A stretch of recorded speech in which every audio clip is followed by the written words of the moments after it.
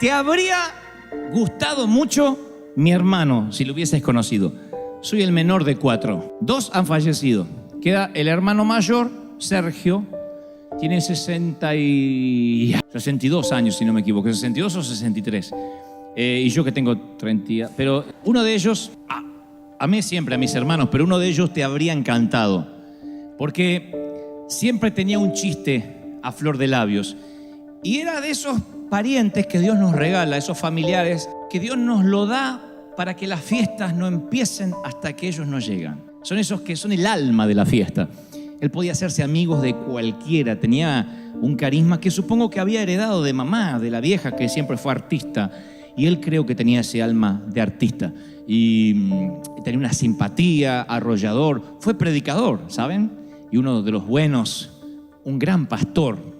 Fue un predicador, un pastor, un hombre de Dios. Y un día su iglesia atravesó una crisis. Él no era el pastor principal, era uno de los pastores asistentes, técnicamente. Y el hombre falló, su pastor falló. Por alguna razón él no lo pudo superar, por alguna razón se apartó del Señor y se fue de la iglesia. Primero dejó la Biblia, después dejó la iglesia, después dejó la comunión con el Señor y se fue para nunca jamás regresar. Al poco tiempo nos enteramos que volvió a tomar, que volvió a beber y el alcohol hizo estragos. Empezó a adelgazar, empezó a estar triste, cada vez más gris. Las últimas veces que lo vi era la sombra de aquel Daniel a quien tanto yo quería parecerme cuando iba a ser grande. Y en el año 2013, 2 años atrás, promediando mayo, mi hermano mayor me llama y me da la noticia de que había tenido un infarto irreversible, obviamente un infarto masivo, y había partido, había fallecido en la ambulancia mientras que los paramédicos intentaban darle oxígeno, respiración. Daniel Marcelo Gebel, le dediqué el más reciente de los libros. Y yo he tratado de imaginarme los minutos finales de mi hermano viajando a alta velocidad por una ruta oscura en Buenos Aires, en una ambulancia, en una madrugada, con médicos dándole oxígeno. Y me preguntaré por siempre, o no sé si por siempre, sino hasta que esté allí en la eternidad, me preguntaré si tuvo esos minutos que él alegaba que iba a tener. Porque toda la familia, el resto que seguimos siendo cristianos, le decíamos: Daniel, ¿qué tal si tienes un accidente? ¿Qué tal si pierdes la vida? Tú has predicado, no te tengo que contar el mensaje de salvación.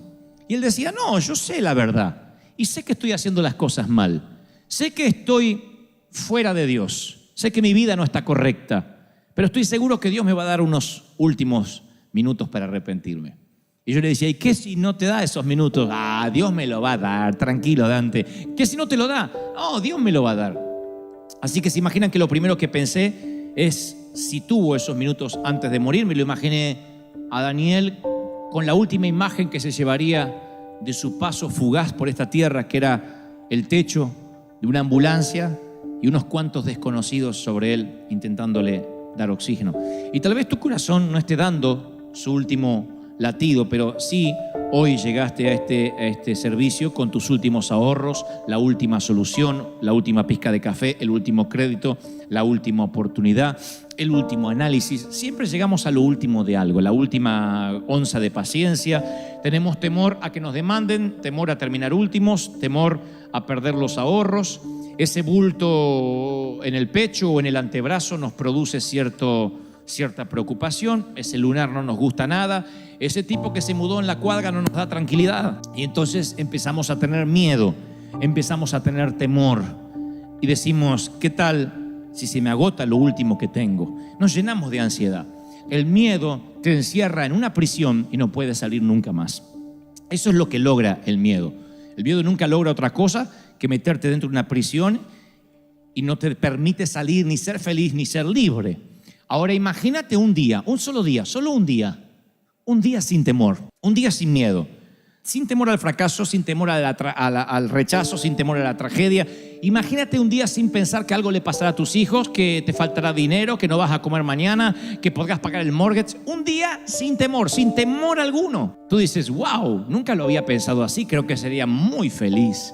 Y por eso el Señor preguntó: ¿por qué teméis? ¿Por qué tienes miedo? ¿por qué tienen miedo? Lanza la pregunta a los muchachos que estaban mojados y empapados en medio de una tormenta. Preguntarle por qué tienen miedo en medio de una tormenta atroz es como que un nadador le pregunte a otro, ¿por qué estás mojado? Porque es lógico que tenga miedo. Se supone que estamos en una tormenta y se supone que tengamos miedo. Los hombres escuchan la pregunta y están muy serios. El crucero acaba de convertirse en una pesadilla aterradora. Y así es como uno de ellos recuerda el viaje. Dice, luego el maestro Jesús subió a la barca y lo siguieron los discípulos. De repente se levantó en el lago una tormenta tan fuerte que las olas inundaban la barca. Mateo 8:23. Escuchen este detalle, no se lo pierdan, por favor. De repente, una gran tormenta se desató en el mar. No todas las tormentas vienen de repente. En la pradera los agricultores ven los cambios de nubes y dicen, me parece que va a llover. Los que saben de tormentas dicen, mi mamá decía, me está doliendo la cadera, va a llover. Nunca supe cómo se conectaba la cadera con el clima, pero no fallaba la vieja. Era un barómetro. Ella decía, me duele la cadera, va a llover. Nunca usamos servicio meteorológico. La gente venía a decirle, Nelly, ¿le duele la cadera? Sí, ¿para cuándo? Para mañana. Y se venía la tormenta. Sin embargo, dice el apóstol, no, que esta tormenta saltó como un león desde el césped, de golpe, agazapada. Y Pedro y Juan luchan, son pescadores. Y el oficio les hace hacer que traten de mantener la vela lo más abajo posible. Mateo es recaudador de impuestos. Mateo trabaja en el área IRS. Sabe tanto de velas, barcos y tormentas como yo de japonés, mandarín e inglés. Así que Mateo, el único esfuerzo que hace es por no vomitar o vomitar lo menos posible. La Biblia no dice que haya vomitado. Y él hubiese preferido relatar la historia de la siguiente forma, decir, y Jesús subió a la barca y entonces un arco iris apareció y vieron una bandada de palomas en formación de cruz. Esa hubiese sido una historia poética del Señor. Sin embargo, dice, el Señor se sube a la barca y se levanta una tormenta tan fuerte que las olas inundaban la barca, con el Señor arriba. Esto me enseña una lección, señores. Subirse a la barca con Cristo puede implicar que tengas que mojarte con Él. Y no aprender o no entender este principio o este concepto básico nos causará muchos dolores de cabeza. Yo provengo de una iglesia donde se nos enseñó que si tu vida empezaba a tener tormentas es porque te habías alejado del Señor. A saber, por ejemplo, entrabas a la iglesia, mi mamá entraba con el dolor de cadera, que lo único que hacía es hacer un bien en la comunidad porque estaba haciendo el servicio meteorológico para el barrio, y ella decía, me duele la cadera. El pastor decía, no está bien con el Señor. Algo debe estar haciendo mal, si no tendría por qué estar enferma. Y los seguidores de Jesús se enferman de malaria, entierran a sus hijos, luchan con adicciones, se enfrentan temores. No es la falta de tormenta lo que los distingue, sino que Jesús está en medio de esas tormentas. No es que no van a tener tormenta, porque cuando nos enteramos que un misionero fue ajusticiado, o que perdió uno de sus hijos, o que un cristiano tuvo un accidente, decimos, ay, ¿cómo Dios? Pero eso es lo que no entiendo de Dios, si servía al Señor. La Biblia no dice que estaremos exentos de tormentas, pero sí promete que nada nos puede pasar si Él está en la tormenta. Ustedes dicen, pero ¿cómo no me puede pasar nada malo si les pasa cosas malas? Pero el Señor vuelve a decir, quiero que entiendas lo siguiente, a lo mejor la tormenta es espantosa, a lo mejor la nube se pone tan negra que dices voy a morir, pero nada va a salirse de mis manos ni de mis planes porque yo estoy al control y yo soy el que invito. ¿Lo creen, sí o no? Ahora, dice Marcos agrega unos detalles muy curiosos. Dice, Jesús estaba en la popa durmiendo sobre un cabezal. El cabezal no es un almohadón mullido, no es un cojincito, es una bolsa de cuero llena de harina que se usa para estabilizar la barca, que lo suelen utilizar todavía los pescadores del Mediterráneo. Así que estaba con la cabeza durmiendo allí, y esa siesta preocupa a sus discípulos. Y le dicen, esto es lo que le dicen: Maestro, ¿no ves que perecemos? En otra versión dice, ¿no tienes cuidado de que nos morimos? Versión Dante habla hoy, ¿te importa un cuerno que nos vamos a ahogar? ¿No te importa? A mí me suena como esa reprimenda de algunas mujeres que dicen, ¿ves? ¿No nunca cambias. Como si ellos tuviesen un background para decir eso. Ves el mismo sucio, ves el mismo muerto de hambre. Es como que no te importa, como diciendo, ya es la tercera, cuarta vez que te enganchamos que no te importa. No tienes cuidado. Eso es lo que hace el temor. El temor lo que hace es sacar nuestros colmillos, porque el temor corroe nuestra confianza en la bondad de Dios. Lo erosiona, nos va drenando nuestra confianza en la bondad de Dios. Nos llenamos de miedo y perdemos el control. Y perder el control es lo que más miedo nos da cuando no tenemos el control de las cosas. Mamá, además de ser madre, esposa, hija y abuela, era controladora de la vida de todo el mundo. Ella podía controlar todo. Todo lo que había en su universo, que era el techo de la casa donde yo vivía, estaba bajo su control. Lo que se iba a comer, el calzón no se cambiaba si mamá no lo disponía. Ahí no se bañaba cuando alguien quería bañarse, si mamá no daba la orden. Y papá entendió eso desde que se casó con mamá. Por eso papá acuñó la frase, no sé, pregúntale a tu madre. Esa era la frase. Papá se declaró incompetente en la causa desde que se casó con la vieja. Dijo, la vieja decide, yo apruebo o desapruebo. Igual no importaba lo que dijera el viejo, porque la vieja era la última palabra. Había hablado Fidel Castro en Cuba. Cuando mamá hablaba, esa era mamá. Una persona así puede manejar un automóvil, un submarino nuclear y pilotear un avión, un cazabombardero, pero nunca tenerla de copiloto porque te enferma, aunque seas un monje tibetano. Te enferma. Mamá mantenía una charla conmigo, con mi hermano, y le decía, cuidado viejo, dobla viejo, poné la luz de giro. El clic, la baliza, por favor. Cuidado, stop, frena, está frenando el de allá. Date vuelta, dobla. Para acá no. Mi papá nunca necesitó un GPS. Mamá le decía, dobla derecha, a la izquierda, 3 cuadras, me duele la cadera, va a llover. Todo. Mamá era una controladora, una enferma del control. Entonces papá ya se había acostumbrado, que ella manejaba y hacía todo y dobla cadera. Ella hablaba, todo, quería controlar todo. Un día le manoteó el volante al viejo. La única vez que vi a mi papá enojado. Le agarró y dijo, acá, no me toques el volante. Ni a mí me defendió así mi papá en la vida cuando le tocaron el volante. Hasta ahí llegó la vieja, porque la mamá sabía que mucho no podía tampoco estirar el elástico. Hasta ahí llegó, dijo, epa, nunca más le tocó el volante, pero igual, por telepatía se lo manejaba así. Y él doblaba. Mamá nunca hubiese podido subir un avión, porque en el avión, aunque es el medio de transporte más seguro, no tenemos control de nada. Nos quedamos allí, nos ajustamos el cinturón, no hay control de nada. Vas así, y uno no puede ver el piloto. Mamá lo que hubiese hecho. Mi mamá, miren, yo creo que ni Al Qaeda hubiese logrado lo que logró si mamá estaba en ese avión. Mamá hubiese tenido el control de todo. Cuando perdemos el control nos llenamos de temor. Perdemos el control de la salud. Perdemos el control de las finanzas. Mientras tengamos un poquito de control, la fe no es tal. La gente dice, no, yo sé que Dios me va a sanar. Aparte me dijo el médico que con este medicamento, con esta quimio me voy a sanar. Yo sé que Dios está conmigo porque aparte me lo dijo el contador, que no todo está perdido, que puede arreglar todavía los papeles. Mientras que haya una esperanza de que todavía tengo el control, no tenemos temor.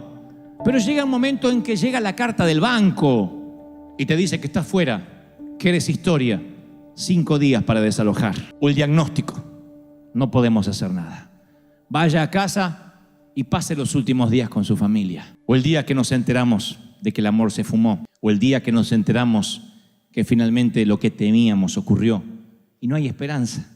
Y cuando se acaba nuestra esperanza de control, es allí cuando decimos como las hermanas de Lázaro, yo lo único que quería es que lo hicieras, que sanaras a mi hermano, pero no estuviste aquí. ¿No ves que mi hermano se murió? ¿No ves que perecemos? Y la fe de resurrección es la que abandonamos. Pensamos que el Señor, hasta Dios tiene un límite. Hasta Dios puede hacer milagros, pero bueno, no tan al límite. Y yo recuerdo de mi mamá todas las frases que ella tenía, una detrás de la otra, muchos clichés, muchas frases. Y Jesús le declaró la guerra al temor, al punto tal que él mencionó 125 oraciones en modo imperativo, de las cuales 80 tienen que ver con no temas, no tengas temor, no te inquietes. Y en toda la Biblia, desde Génesis hasta Apocalipsis, la palabra no temas figura, adivinen, 365 veces. Podría figurar 364 veces y estaría bien. O, ¿qué tal 366? Pero solamente aparece no temas y es la única frase que se repite 365 65 veces. Eso tiene que tener una explicación. Y la primera que se me ocurre es la que se te está ocurriendo a ti también. Hay un no temas para cada día del año, desde el 1 de enero hasta el 31 de diciembre. No temas, no temas, no temas. Alguien necesita oírlo. No tengas miedo. No teman. Ustedes valen más que muchos pajaritos, le dice el Señor a un grupo de gente. No teman por lo que habréis de vestir o de comer. Menciona en otro mensaje. Y como si no tuviera otro tema, más adelante dice, no temas, cree solamente. Tened ánimo, soy yo, no temáis. Menciona caminando mientras que se parece un fantasma sobre el agua. No temáis a los que matan el cuerpo. Preocupaos si pudieran quitarte el alma, pero no temas por el cuerpo. Le dice a su grupo íntimo. No temas, manada pequeña, a un anillo más grande, ya es un círculo un poquito más grande, porque vuestro Padre os ha placido daros el reino. No se turbe vuestro corazón, ni tenga miedo, le dice un padre desesperado.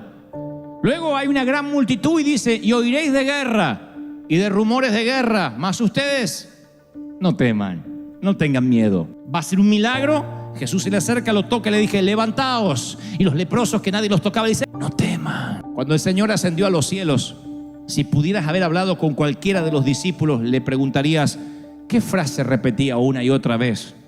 No será levántate, ni serás poderoso, ni los ungiré. Es, no tengas miedo. ¿Por qué tienen miedo? Hombres de poca fe. Yo estoy en la barca, estoy en tu vida. ¿Me veas o no me veas? Y si cuando a la altura de los ojos me tratas de buscar y no estoy, búscame entre los cabezales, quizás esté echando una siesta. Si no estoy en estribor, estaré en la proa, a babor, en algún lado en el barco, pero no me bajo del barco si tú estás arriba. Y más, si yo te invité a navegar, yo no me bajo del barco. No tengas temor. Cuando era chiquitito, 6 años de edad, insistí por mirar una serie de televisión en la República Argentina que era conducida por un actor y además guionista llamado Narciso Ibáñez Menta. Pueden buscarlo, googlearlo, Narciso Ibáñez Menta. No era tanto las teleseries que producía en Argentina, sino la forma de presentarlo. Él aparecía con una vela en la mano, con una capa negra, tenía una barba en punta, flaco, esquelético, y decía, voy a presentarles una historia que le pondrá los pelos de punta.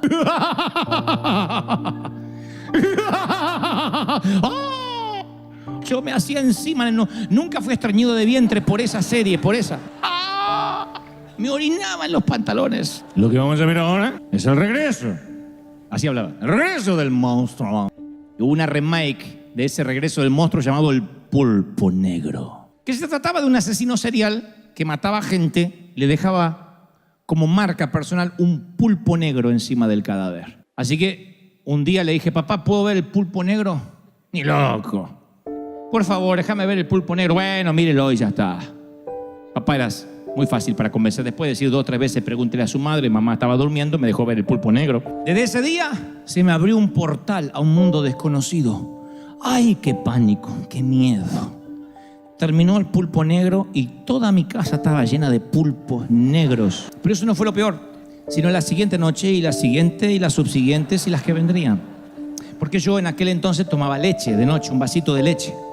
Y a veces me olvidaba de tomar la leche y tenía que ir hasta la sala, hasta la cocina, abrir la nevera para la leche. Pero yo estaba seguro que el pulpo negro habitaba entre la habitación y la nevera. Así que pasaba por la habitación de papá y decía, pa, quiero leche. Agarre de la nevera. No, está el pulpo negro. Mi papá se armaba de valor sobrehumano. Ese hombre me escoltaba a través del valle de sombra y de muerte. Y en pijama, porque uno dice, si tengo que enfrentar a un delincuente me arreglo un poco. Él no, en pijama. En pijama iba así y sin miedo al pulpo negro. Abría la nevera, me servía el vasito de leche, esperaba que lo tomara y decía, a la habitación. Primero que me sorprendía de papá, ¿cómo podía dormir cuando había un pulpo en la casa? ¿No ves que morimos? ¿No te importa que nos hundimos? Oh, entendía a los discípulos. Dormía como un condenado mientras que el pulpo merodeaba a los niños de ese vecindario.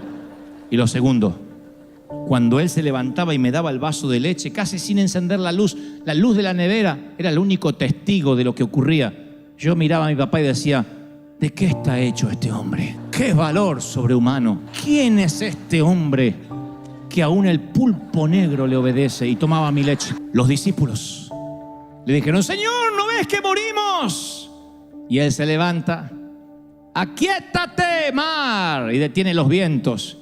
Y los discípulos dicen, ¿quién es este hombre que aún el viento y el mar le obedecen? ¿Entendieron? El Señor ve tu tormenta, tu crisis, como mi papá, el pulpo negro. No tienes que tener temor. Él se levantó, reprendió los vientos y al mar y le dijo, aquíétense. Y ellos dijeron, wow, ¿de qué está hecho este hombre? Mis queridos, ese Dios que transformó una tormenta en una cálida tarde primaveral, estoy seguro que le dio una oportunidad a él, Daniel, a nuestro Daniel, a mi hermano. Yo estoy seguro que él lo último que vio fue el techo de la ambulancia, pero lo próximo que vio inmediatamente fue el brazo del Señor rescatándolo. ¿Por qué lo sé? Porque no importa cuánto dure una tormenta, si el Señor está allí.